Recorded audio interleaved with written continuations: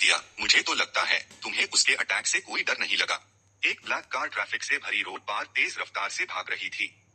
लियो lion back seat पर बैठा चिंता से आगे झुककर बोला, है जी, तुमने आज हुआंग शान को नाराज कर दिया है, बहुत सावधान रहना।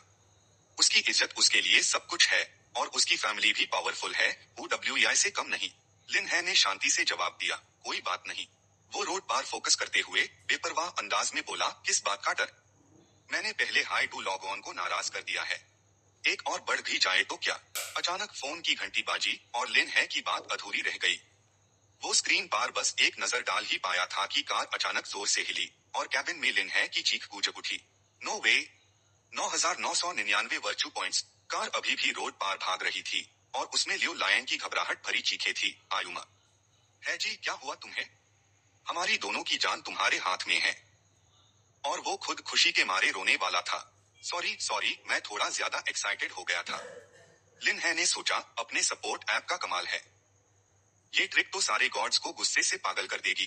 घर वापस आकर लिन है ने फिर अपना फोन चेक किया और ग्रुप मैसेजेस देखने लगा। चन्नी ने साय करते हुए कहा कि गॉड ऑफ वेल्थ तो हमेशा की तरह कंजूस है। 0.01 क्या महाकंजूस है। गॉड ऑफ वेल्थ म्यूचा ने भी अग्री किया, बोला उसे भी बस 0.01 हाई मिला। गॉड ऑफ वेल्थ वायुबीए ने भी साय किया, 0.01 कंजूस gain +2। East sea dragon king god of wealth ने चिल्लेट यू कहा कि उसे बस +3 मिला, वो भी एक कंजूस है।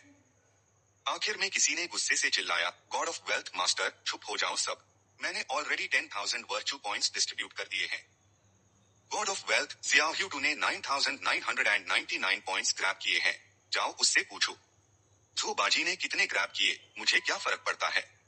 बस मुझे तो सिर्फ 0.01 मिला, तो गॉड ऑफ वेल्थ तुम एक कंजूस हो। जायंट स्पिरिट गॉड ने भी अग्री किया, हाँ बिल्कुल, बाकी लोग कितना भी ग्रैब करें, मुझे तो कभी नहीं मिलता। मुझे अभी भी सिर्फ 0.01 हाई मिला। गॉड ऑफ वेल्थ कंजूस +1। लिन तह ने साय किया, मुझे भी सिर्फ 0.01 मिला, कंजूस गैन +3। गॉड ऑफ लॉन्जेविटी फिर कूद कर बोला, गॉड ऑफ वेल्थ कंजूस +10,086। वो बेड पार लेटा हुआ फोन यूज करते ही हंस रहा था, कह रहा था कि ये गॉड्स का ग्रुप तो हंसा हंसा कर मार ही डालेगा। तभी एक फोन आया, लिन है ने तुरंत उठाया, हेलो। फोन के दूसरी तरफ डीन ने कहा, यंग लिन, उस बात के बारे में क्या सोचा तुमने? पेन ताओ अभी भी मेयर ऑफिस में वेट कर रहा है। उसने जवाब दिया, ठीक है, मैं अभी फ्री हूँ, तुरंत आ रहा हूँ। दूसरी तरफ वाले ने सुनकर तुरंत कहा, अच्छा। लिन है डेस्टिनेशन पार पहुंचा और गेट पार खड़े होते ही कुछ नॉक्स किए।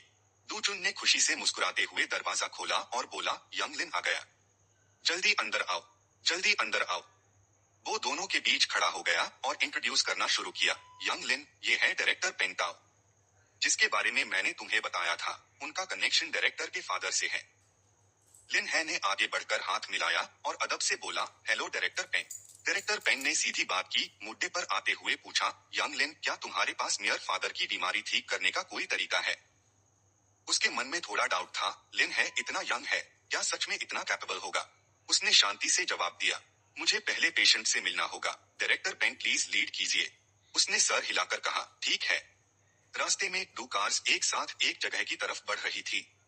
लिन है कार से उतरा और उसकी तारीफ किए बिना रह नहीं पाया। उसकी आंखों के सामने वाला घर चमक रहा था।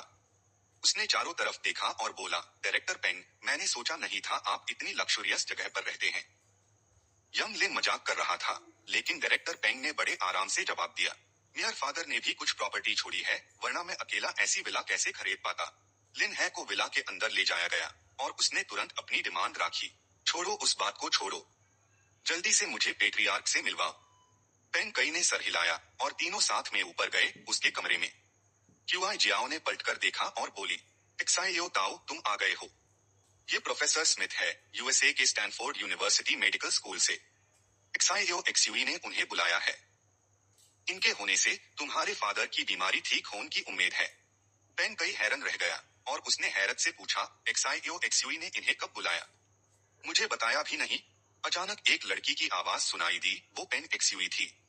उसने मजाक उड़ते हुए कहा, HMPH, तुम लॉग किन लॉग ऑन को बुलाते हो, कोई डायरेक्टर, कोई फेमस एक्सपर्ट, कोई भी डैड की बीमारी ठीक नहीं कर पाया। और अब ये किसको ले आए हो? उसने मुड़कर लिन है के सिंपल कपड़े देखे और जैसे कोई भिखारी हो वैसे बीजाती से कहा। इस एटीट्यूड को देखकर पेन कई जोर से बोला, पेन एक्सयूई, दूसरों के सामने इतनी बदतमीजी मत करो। उसने लिन है को देखा और ताना मरते हुए कहा, भाई ये मत सोचो कि एक छोटा सा डायरेक्टर बनने से तुम किसी पर भी हुक्म चला सकते हो या किसी को भी घर ले आओगे। उसका लुक देखो कितना गवार लग रहा है। अगर वो गवार नहीं तो क्या है? लिन है ने मुड़कर देखा और देखते ही उसका चेहरा सेफ बैठ गया। पेन एक्सयूवी के पीछे एक भूत जैसा साया घूम रहा था। वो चिल्ला उठा, मारे भूत है, और कांपते हुए उसकी तरफ इशारा किया। उसका चेहरा पीला बैठ गया था और वो घबराहट में चिल्ला रहा था, भूत भूत है। पेन एक्सयूवी ने भी सुनते ही चीख कर जवाब दिया, इस गवार की हिम्मत कैसे हुई मुझे इंसल्ट करने की? देखो तुम ये कैसा कचरा ले आए हो, आईएससी जल्दी बाहर निकालो। पेन कई जल्दी से आगे बढ़ा और गुस्से से बोला, एक्साइयो एक्सयूवी बकवास मत करो। पेन कई ने उसकी तरफ मुड़कर देखा और चिंता से पूछा, एक्साइयो लिन तुम ठीक हो? लिन है ने कांस के अपना सीना पकड़ रखा था। उसका चेहरा बहुत बुरा लग रहा था और कांपते हुए उसने पूछा, डायरेक्टर क्या आप मानते हैं कि इस दुनिया में सच में भूत होते हैं? क्यूआई जियाओ अब भी बेड पार लेते शख्स को देखते हुए धीमी आवाज में बोली, एक्साइयो ताओ तुम्हारे फादर के इलाज के लिए शांति चाहिए। डायरेक्टर दू और बाकी जो लोग भी वजह है वो सब बाहर चले जाएं। आगे से इन्हें फिर मत लाना। पेन कई का चेहरा थोड़ा उदास हो गया और वो बोला, माँ ये। अचानक वो भूत तेजी से लिन है की तरफ लपका। वो डर के मारे हाथ पैर पटकने लगा। अचानक वो भूत तेजी से लिन है की तरफ लपका। वो डर के मारे हाथ पैर पटकने लगा और चिल्लाया, तुम मत आओ मत आओ। लेकिन भूत सीधा उसके शेयर से गुजर गया और फिर सीधा बेड पार लेते शख्स की तरफ उड़ गया। उस भूत का चेहरा भयानक रूप से बिगड़ा हुआ था। उससे देखकर दू एक्सयूएन डर के मारे चिल्ला उठा और फिर भूत ने पेट्रियार्क का गाला दबोच लिया, जिसे वो चिल्लाने लगा, या खुदा मुझे बचाओ।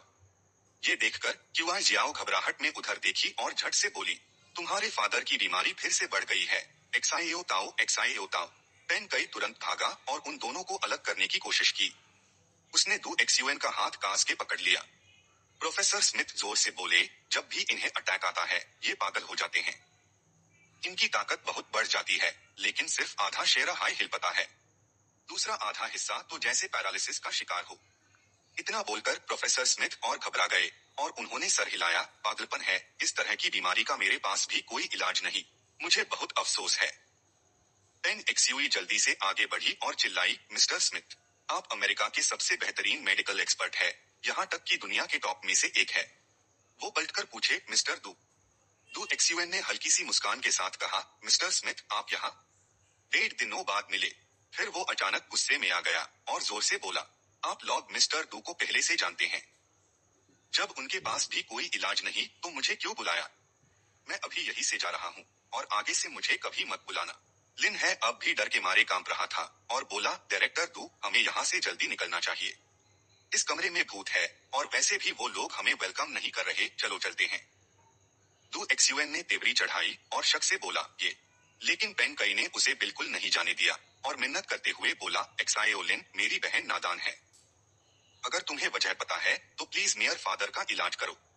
ये सुनकर पेन एक्सयूवी गुस्से से लाल हो गई और उसने अपने बड़े भाई से पूछा, मैं कौन सी नादान हूँ?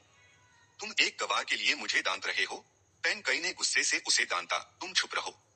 उसने हार नहीं मानी और जोर से चिल्लाई, मैं चुप नहीं रहूंगी, ये हमारा घर है, तुम्हें पूरा हक है किसी को भी निकलने का। मैंने कहा था वो इंसान अभी के अभी यहाँ से दफा हो जाए, दोबारा दिखना नहीं चाहिए। जी जियाओ ने पलटकर धीरे से सांस ली और पेन को कहा कि जल्दी से उन्हें बाहर निकालो और फिर उस बाप बेटी की जोड़ी पर कड़ी नजर रखनी होगी। दू यांग को अचानक फिर से दौरा बैठ गया, जिसे जी जियाओ घबराकर चीखी, आरी जल्दी से उससे पकड़ो। इस वक्त लिन है का चेहरा पीला बैठ चुका था, खून का एक कतरा भी नजर नहीं आ रहा था। उसने दूडन की तरफ पलटकर देखा और बेप्रवाही से बोला, अगर इनके परिवार को इतना शोर शराबा पसंद है तो इन्हें खुद ही हंगामा करने दो, हमें क्या।